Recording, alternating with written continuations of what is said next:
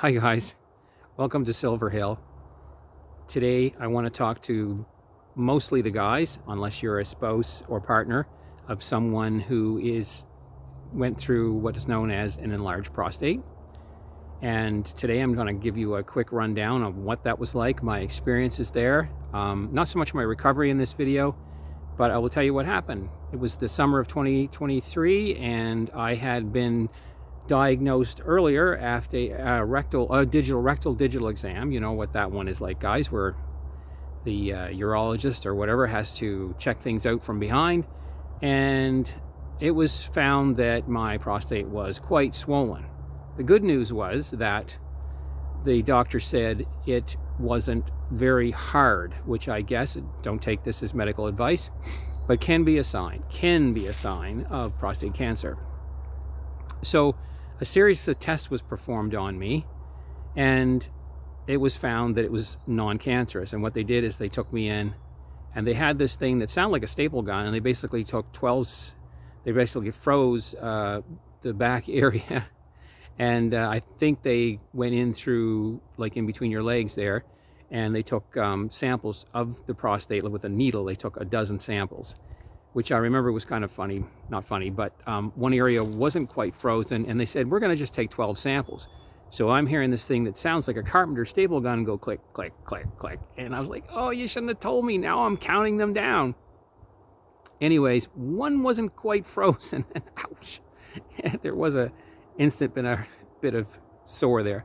But what happened also is that summer I was in, so what happened is the doctor put me on Tamsulosin, or Tamsulosin. It's a pill to help guys go to the washroom because it releases the muscle that around the prostate, and it allows you to pee basically better.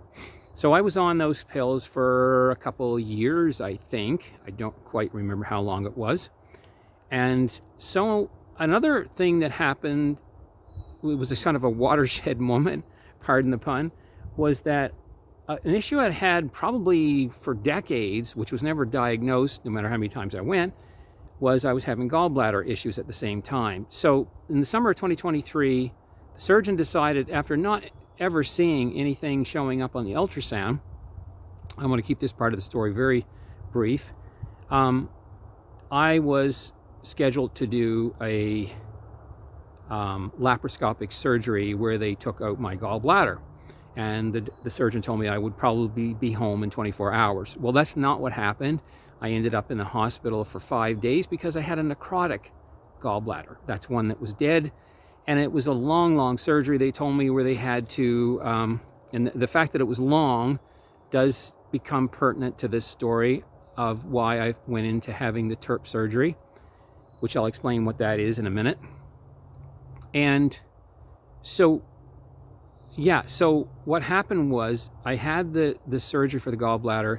They said I had to stay in the hospital for 5 days. And then I was given a little catheter-like bag on the side of my rib cage to show, to see if any bile was getting into the watery blood there. And if it did, I was to go into the city for further more advanced surgery. Fortunately, it wasn't. Anyways, I don't want to spend too much time on this. But shortly after I woke from surgery and started to get around, of course, one of the things you want to do is go to the washroom, because they've been putting fluids in you and all the time, and IVs and that sort of thing. And so I went to the washroom and nothing happened. I couldn't urinate, couldn't pee. And the thing is, before the surgery, I actually did go to the washroom, and, it was the usual type of thing. And so the surgeons and the doctors and everyone asked me, said, well, were things kind of normal before surgery? And I said, yes, they were. And let me see if I can move this out of the sun here some. So this kept going on where I couldn't go, and eventually they said, well, guess what? We're going to have to drain you out, Mr. Cameron. And I was like, oh man, I've got some tips for that too. And that they said to me that my bladder was getting full and I wasn't able to go. And what they said was, at first, to backtrack several hours, they said this can happen, of course, with anesthesia that sometimes slows things down or whatever. So I thought, well, that's all my problem is. I mean, I should be able to go some, right? I mean, it was going before. I should be able to go some. And no, I couldn't. So what happened was they decided late in the night, that night, they did a portable ultrasound scan of my bladder, and they said, hey, you've got over 700 mils in there or something. And I was only allowed to go up to 1100. Now I might have that reversed, that it was closer to 1100 mils. I don't remember. And so they had to do the catheterization, which is something I never experienced before, and it's a horrible experience for a guy.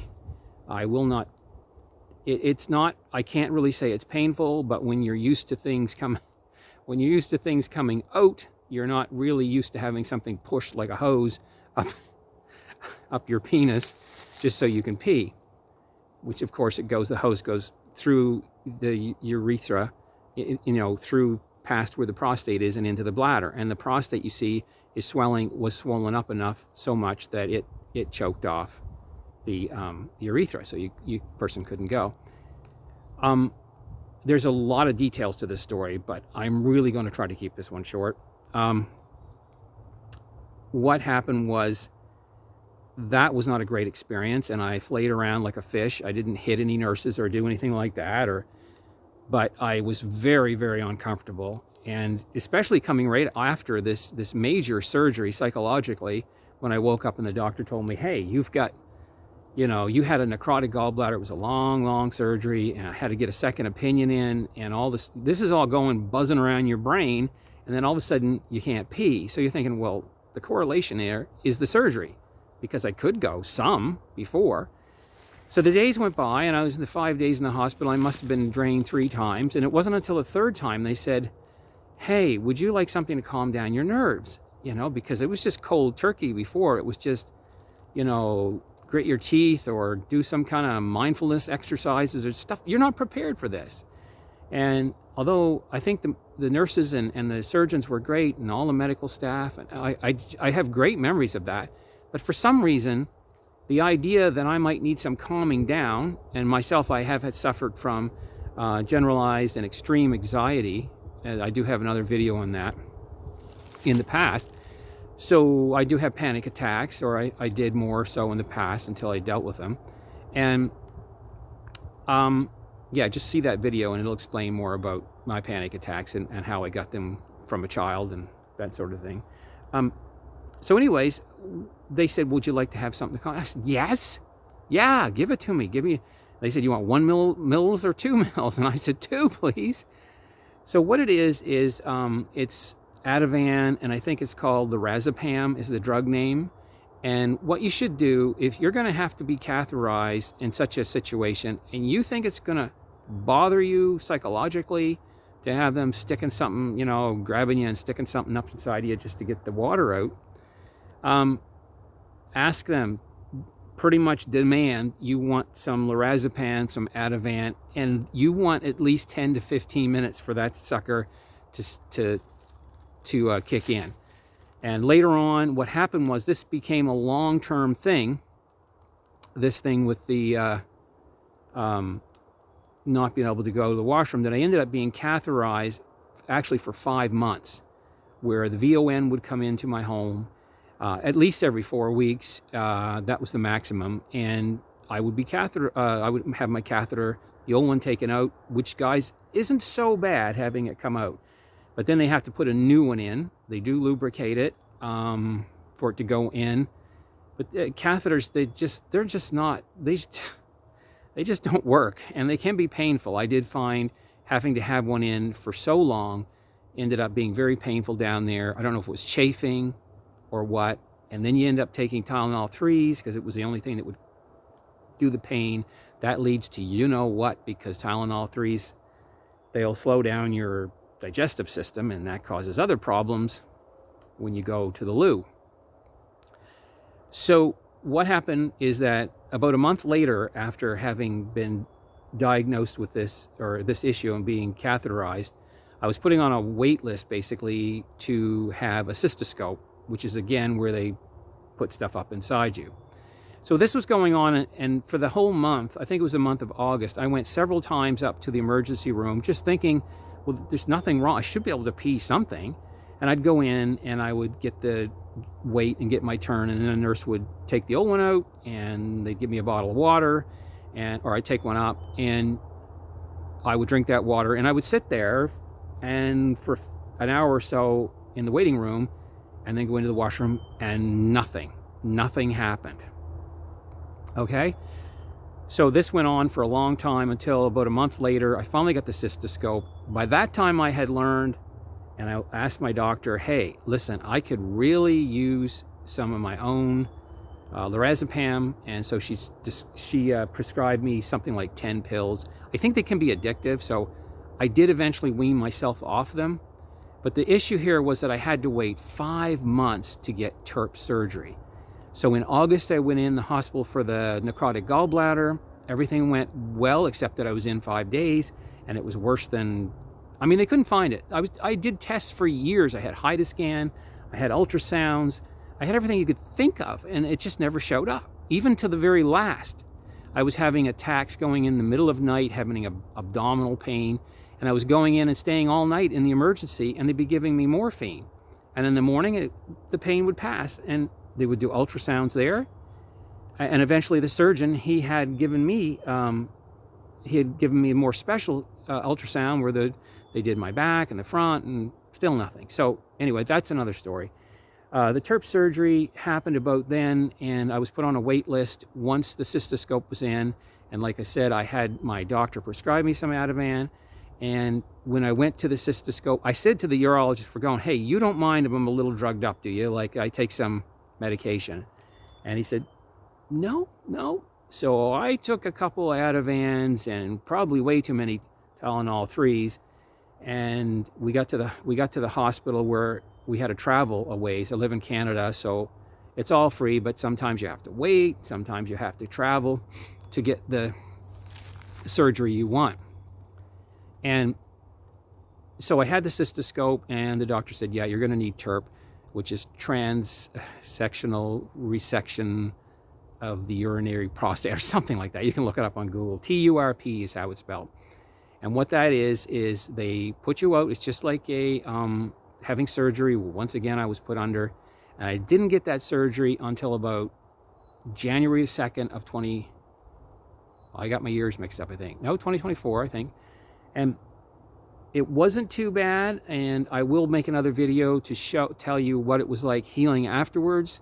The worst part was the 5 months wait going through Christmas, and by that time, being catheterized so many times, I was afraid I was going to get infections. I was trying to clean down there as much as I could, shower, but it would get to the point where after a couple hours, I don't know if any of you guys experienced catheterization, but it would be, extremely painful down there. And, you know, some days it just felt like there was sand in there and hurt. So by the time the middle of December came in, I phoned the urologist's office and I said, hey, listen, I've been waiting this long. How much longer? And they said, well, you still got 7 people ahead of you, because people that have prostate cancer, you see, they come first. And I'm like thinking, well, that makes sense, but still. So I did tell them, and it was no word of a lie. By that time, I remember my mental health was really suffering by then after 5 months, or by that December. And I said, I can't wait any longer. I really can't.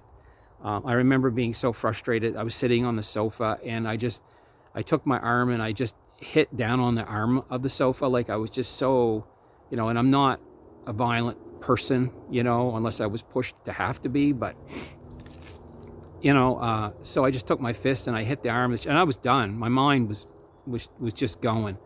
So she said, well, can you get to, it was another area that it was a 2.5-hour drive, and can you get there on January 2nd? We have an opening. He's going to be there. I mean, I felt bad for the urologist, because here he is traveling all across this province that I'm in, and sometimes it's 2.5-3 hours drive just for him to go down and have appointments. And I'm like, it's crazy. He was excellent, though. He was great. I mean, he was excellent. This guy was, he was really good at what he did, and I'll end it here today. I haven't had any serious issues, but I would like to make a video explaining after I had TURP, how long it took me to heal normally, what to expect, because it's a scary thing, it is. And but what good news is, if you can get the surgery. I remember before even having this done, I would go on YouTube and look, and there was this one guy in the States, and he was like, he had to wait 5 days to get his TURP surgery, and he was like, really? Can I have it tomorrow? And 5 days? No, I'm serious. It was 5 days for him, and I'm like, man, you guys are lucky. I mean, of course, you'd have to pay for it, but yeah, 5 months was just too long and causing other painful issues down there.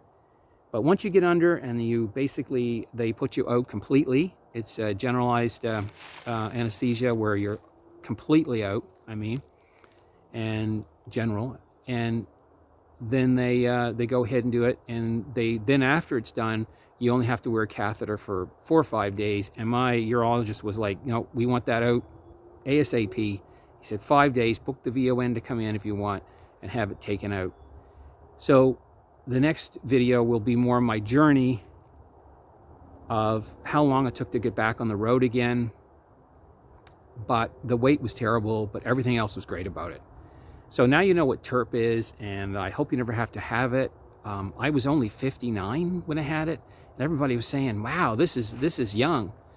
But there's supposed to be no real direct correlation between benign enlarged prostate and any cancer. So I guess that's the good news they said of it, and it's all said and done. I've been healing a couple of years now, and I hope this helped you guys. If you have any comments or experiences, no matter what country you're from, feel free to leave them down below. Like and subscribe if you want to hear more things that people 55 and up have to deal with. That's what this channel is all about.